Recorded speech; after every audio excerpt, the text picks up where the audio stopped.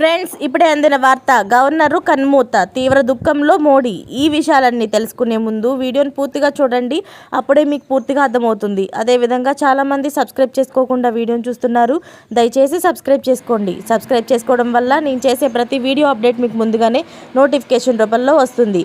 అదేవిధంగా లైక్ చేయడం మర్చిపోతున్నారు. దయచేసి లైక్ చేయండి. లైక్ చేయడం వల్ల ఇటువంటి ఇంపార్టెంట్ ఇన్ఫర్మేషన్ చాలామందికి రీచ్ చేసిన వాళ్ళు అవుతాం. ఇక లేట్ చేయకుండా వీడియోలోకి వెళ్ళిపోదాం. కాంగ్రెస్ సీనియర్ నాయకురాలు, గుజరాత్ మాజీ గవర్నర్ కమలా బెనీవాల్ మరణించారు.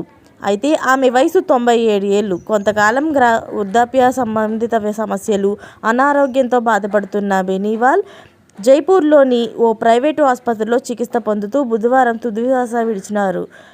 ఆమె అంత్యక్రియలు గురువారం జరుగుతాయని కుటుంబ సభ్యులు తెలిపారు. బెనీవాల్ 7 సార్లు ఎమ్మెల్యేగా ఎన్నికయ్యారు. రాజస్థాన్ ఉప ముఖ్యమంత్రిగా పనిచేశారు.